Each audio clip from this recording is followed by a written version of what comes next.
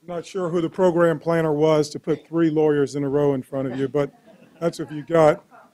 And in addition to that, you've got a person who likes my lunches, so I'm going to speed up for that purpose alone.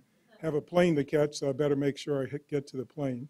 And finally, I feel like a fish out of water with all of the academics and PhDs and however many other letters that go after your names. But absolutely pleased to be here to talk a little bit about one firm's response to elder financial abuse. It is just our firm, and actually of the Wells Fargo model. To be clear, we're the retail brokerage firm. Financial is important in the abuse part for us because these are folks with money. This is not necessarily someone getting strong-armed for $400 in the teller line. So it's real dollars, real American money being siphoned off.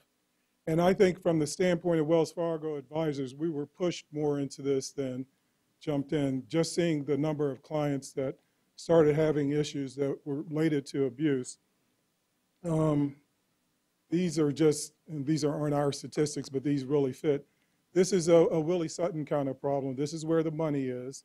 Folks see this as an opportunity for family members to skip the whole probate thing. Just take the money today. You don't have to worry about probate if you steal it before they pass on.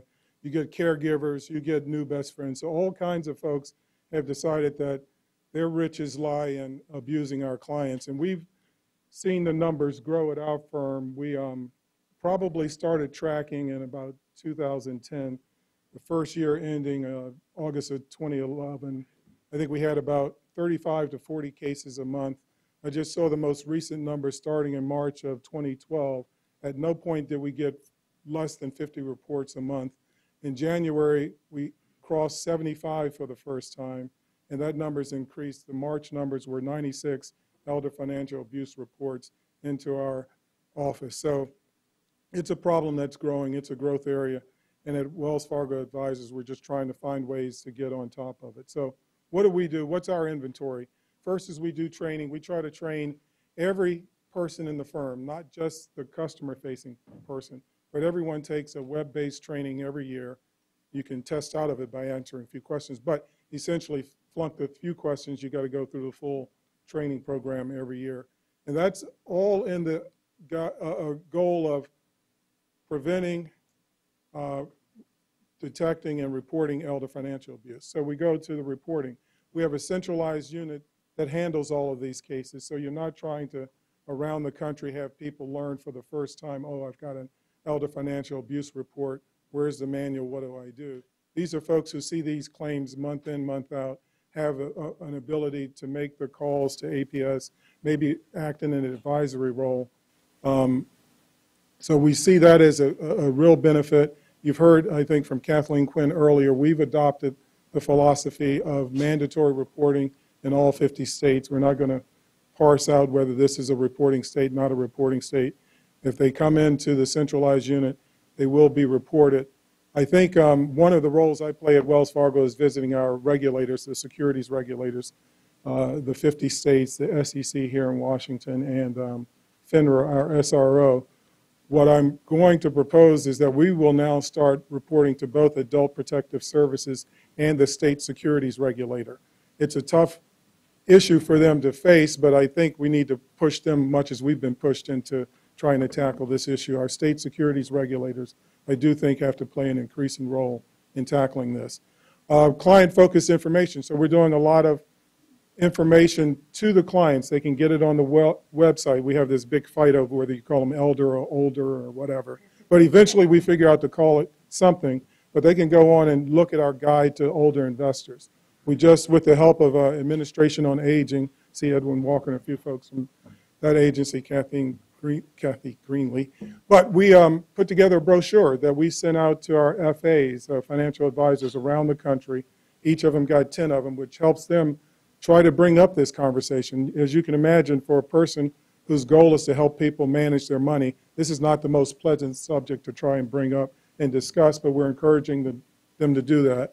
We actually piloted a program last year, which a few financial advisors used, which was to use that day after Thanksgiving.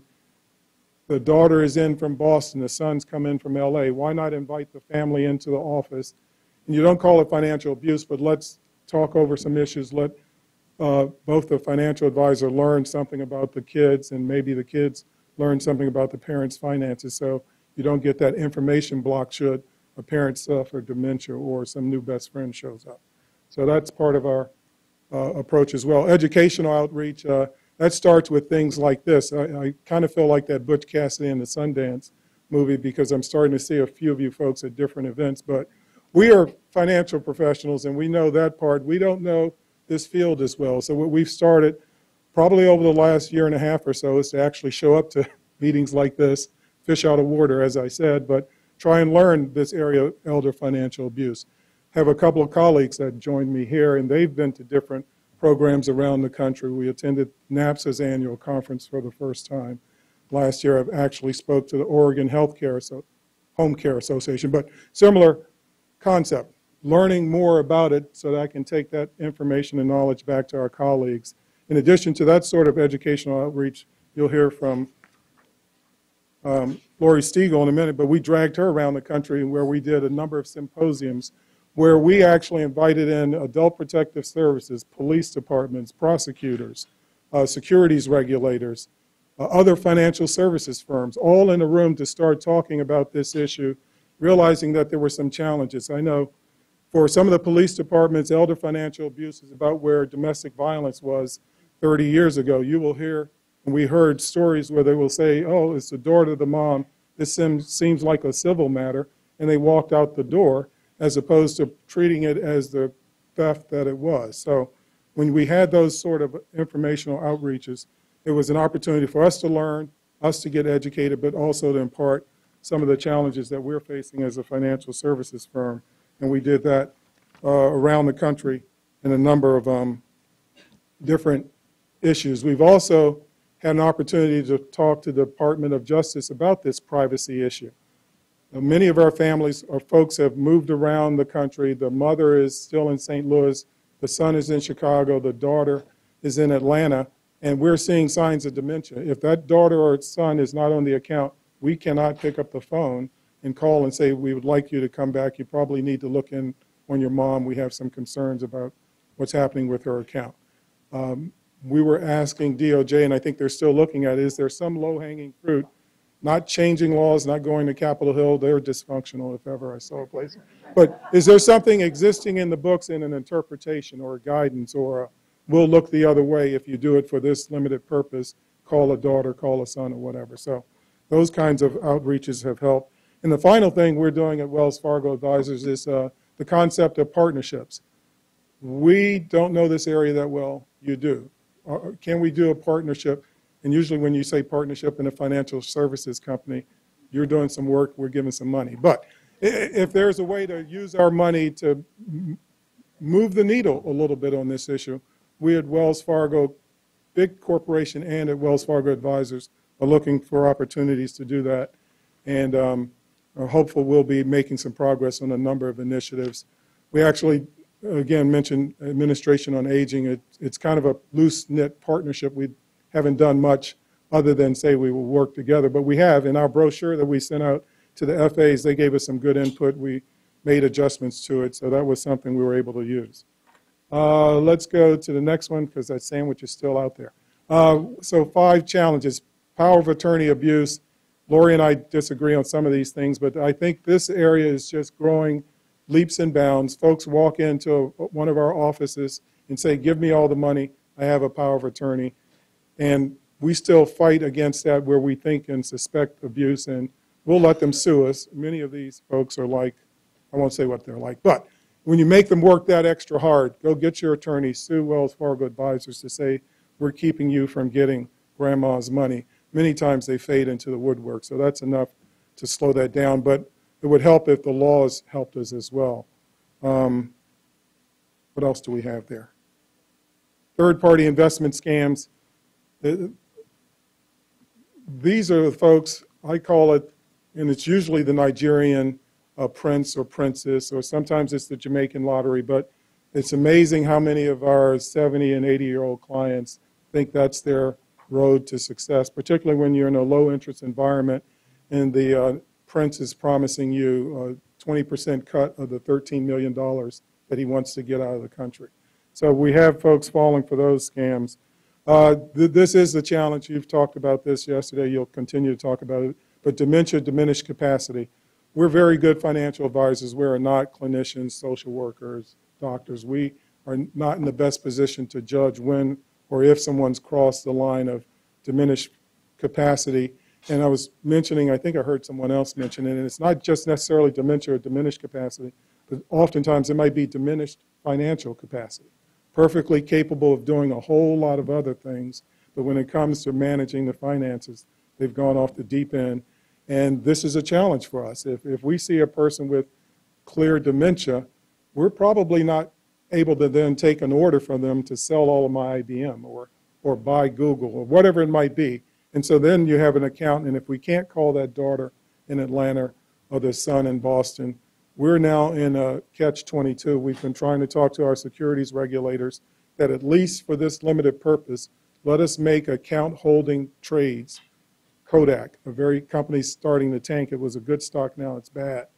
But if the client has dementia, I can't ask them for permission to sell all of the Kodak so it can at least keep some money in the account. We're looking for ways to get a safe harbor to maybe do those sort of account holding, account maintenance sort of trades, just as long as someone, the courts or whomever, can go in and then take control and make decisions for the person. What else do we have here? Familial disputes. These are not fun, and we hate being in the middle, but they happen. And I'm from a family of 7, so I know this dynamic. The son is off in Columbus. He's a great doctor, lawyer, whatever he is. Swoops in for a 2-minute visit to mom. Oh, I've got to change everything. And the daughter or the son who's been there the entire time disagrees. Now, they both come to us with countervailing decisions on what should happen with this money. Puts a brokerage firm in a terrible position. We're new and expensive best friends. This happens all the time. You've probably heard of these, but you can have the 78-year-old widower, and all of a sudden the 24-year-old single mom's 2 kids are going to the best Catholic school, tuition fully paid. And not that 78-year-olds can't have 24-year-old girlfriends, but you do begin to worry and wonder. And again, firms like us put in a tough position. So the one thing I found out around here is you guys are big on acronyms. So I've come up with my own acronym. Own it. So what is own it? Observe. This is what we think, and this can be applied to anybody. Are there physical changes, patterns, habits that are different? Someone usually taking $4,000 out a month, it all of a sudden jumps to $15,000, $20,000. Pay attention to that. Wonder why. Sorry for the double W there. But why are the withdrawals much larger than before? Why all of a sudden money's being wired to Jamaica or Nigeria or wherever the new country is? Negotiate. Sometimes you can slow the transaction down. Does all the money have to go today? Can you put 2 names on the check instead of just the 1 name? Maybe I can give you a little bit of money today and the rest tomorrow. Again, for many of these fraudsters, slowing them down is just not what they want. They want that money, they want it now, and they want to be gone. Isolate. Try and get the elder alone. Mrs. Smith needs you to come back with me in this room. There's some personal information we need to go over. Anything where you can have an opportunity to maybe talk a little bit more and get away from the big, ugly guy who's whispering all the answers into her ear as she tries to get money out of the account. And finally, tattle. Bring the concerns to your manager immediately. Use firms, in our case, Mary Tucker, who's here with me, and Patty Lepker. We have a centralized unit, so let's use our APS process to report those things. I don't think that's going to get me the sandwich, but I'm down. I'm finished. Thank you very much.